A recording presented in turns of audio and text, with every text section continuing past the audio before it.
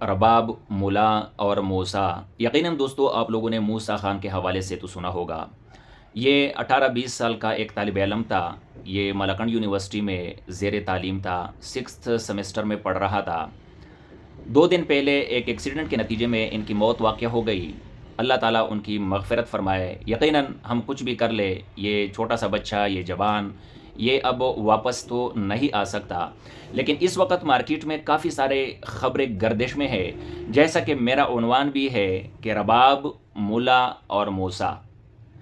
रबाब का मैंने ज़रा उन्वान दिया है, लेकिन मैं कुछ बुनियादी चीज़ों की तरफ आपकी तवज्जो मबज़ूल कराना चाहूँगा।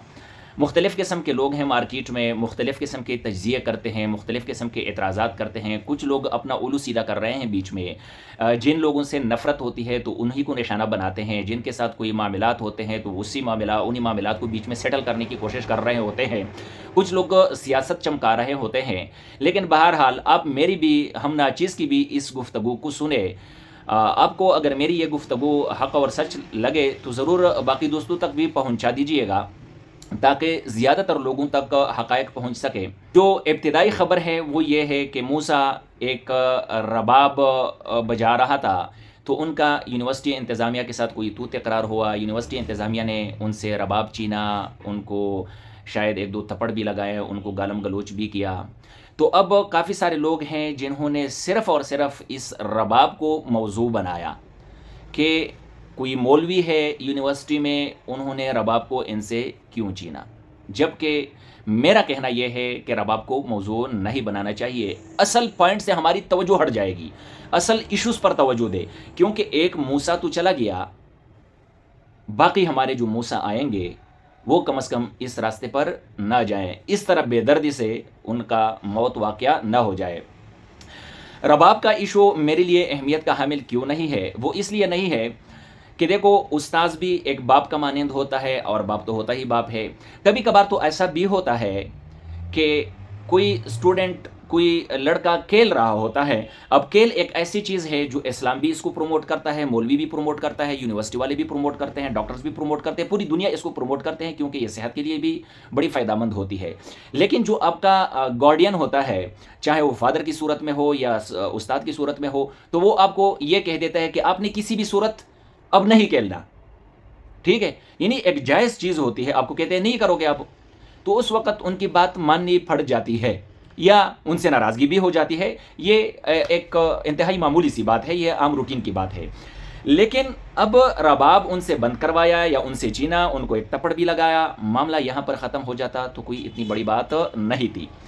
इसके बाद जो मैंने स्टूडेंट्स के जो उनकी तंजीमें बनी हुई है, उनके बयानात मैंने सुने, तो यकीनन फिर दुख हुआ और मुझे ऐसा लगा कि इस यूनिवर्सिटी में कुछ उसातिज़ा या कुछ इंतज़ामिया से जो मुंसलिक लोग हैं, वो बाकायदा तौर पर इस लड़के के साथ तासुब कर रहे थे, ज़िद कर रहे थे, अपनी अना की जंग लड़ रहे थे। हालांकि रबाब, मैंने पहले भी बताया कि इशू नहीं है।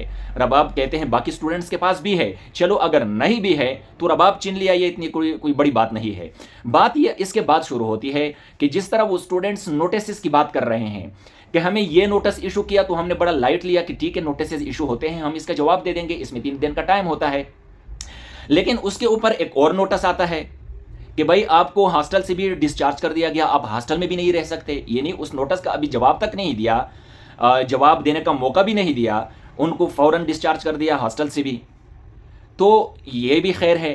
उसके ऊपर से इसी ही स्टूडेंट जो मूसा है, जो मजलूम है, जो दुनिया से चला गया, वापस कभी भी नहीं आएगा, उनके मोबाइल पर मैसेज आता है बकौल इन तुलबा के कि आपको किसी भी सूरत आज कमरे के अंदर रहने नहीं दिया जाएगा, आप निकलो फिलफोर। जो स्टूडेंट मजबूर हुआ है और निकला है, रात के अंधेरे में निकला है, दिन के उजाले में निकला है, कमरा ढूंढ रहा है, आसपास में ढूंढ रहा है, दूर ढूंढ रहा है, करीब ढूंढ रहा है, इस दौरान इनका एक्सीडेंट हुआ है। अब मैं ये नहीं कह रहा कि एक्सीडेंट इस वजह से हुआ है, मैं नहीं कह रहा। यकीनन स्टूडेंट था, प्रेशर में तो था ही, स्टूडेंट पर तो प्रेशर आ जाता है कि माँ बाप इनको यूनिवर्सिटी भेज देते हैं पढ़ने के लिए, और ऊपर से वो इस तरह के मामलात में फंस जाएं तो यकीनन वो प्रेशराइज हो जाता है। वो अपनी टेंशनों में होगा, उलझनों में होगा, प्रेशर में होगा, डिप्रेशन में होगा। ये भी एक रीज़न हो सकती है इस एक्सीडेंट की। लेकिन मैं कहता हूँ कि चलो एक्सीडेंट था, बाई चांस एक्सीडेंट का नाम ही एक्सीडेंट है, हो गया और वो दुनिया से चले गए।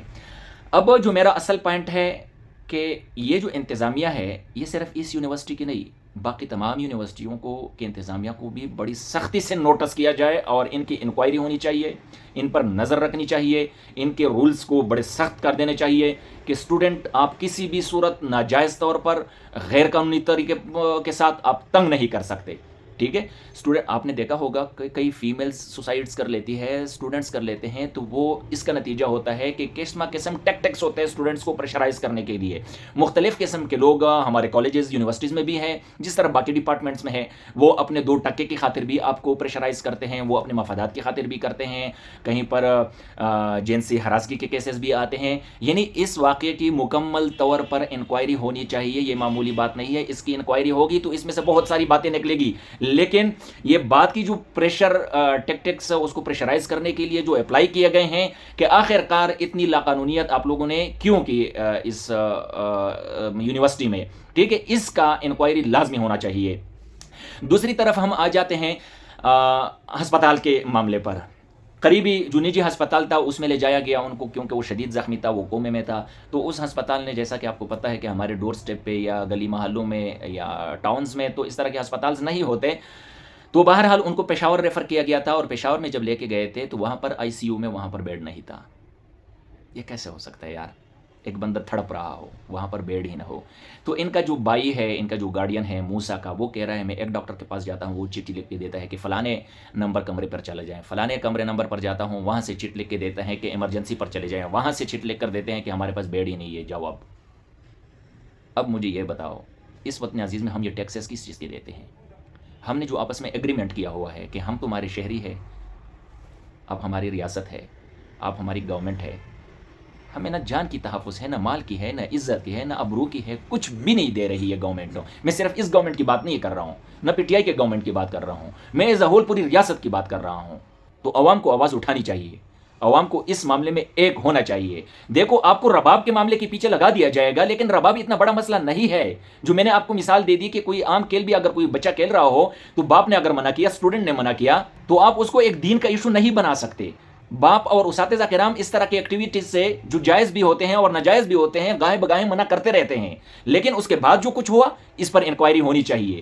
اور جب ان کا ایکسیڈنٹ ہوا اور پھر ان کو ہاسپٹلز لے جایا گیا، وہاں پر بیڈ نہیں مل رہا، تو اس پر انکوائری ہونی چاہیے. یہ بڑا آسان کام ہے کہ مولوی کے پیچھے اسٹوڈنٹس کو بھی لگا دے، مولوی کے پیچھے معاشرہ کو بھی لگا دے. بھائی اس جل سازی میں نہ آؤ، اپنے ایجنڈے پر، اپنے بنیادی جو آپ کے رائٹس کا جہاں پر وائلیٹس ہوئے ہیں اس پر فوکس کرو، وہاں سے آپ کا معاملہ سیدھا ہوگا.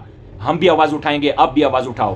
ہم تو یونیورسٹیز سے فارغ ہو چکے ہیں، ابھی بھی جتنی بھی یونیورسٹیز ہیں پورے پاکستان میں سب سے اپیل کرتا ہوں کہ آپ احتجاج کریں. آپ کی تنظیم سازی ہوئی ہے، آپ کی تنظیمیں بنی ہوئی ہے، ایک ہو جائیں. یہ جو اسٹوڈنٹ تھا، یہ جو بچہ تھا، یہ کسی بھی پارٹی کا تھا، یہ انسان تھا، یہ ہمارا بھائی تھا، یہ پاکستانی تھا. یہ پاکستانی نہ بھی ہوتا تب بھی ہمارا بھائی تھا. کیوں ایسا مرے گا؟ کیوں ان کے ساتھ غیر قانونی سلوک کیا جائے گا؟ کیوں غیر روایتی سلوک کیا جائے گا، غیر اخلاقی سلوک کیا جائے گا؟ تو لہٰذا میں آپ کو سمجھانے کی کوشش یہ کر رہا ہوں کہ رباب کھیل کود ہے یار، اس معاملے کے پیچھے نہ پڑو.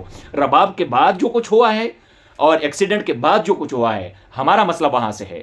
ہم نے اس کو پن پوائنٹ کرنا ہے، اس پر فوکس کرو، اپنی اٹینشن کو ڈائیورٹ نہیں کرنا. یہ میری محنت مان لے. اگر میرا یہ میسج پسند آئے تو ضرور اس کو شیئر کرے تاکہ ہر یونیورسٹی کے اسٹوڈنٹ، ہر کالج کے اسٹوڈنٹ کو یہ میسج پہنچ جائے. مجھے اجازت دیجیے، والسلام.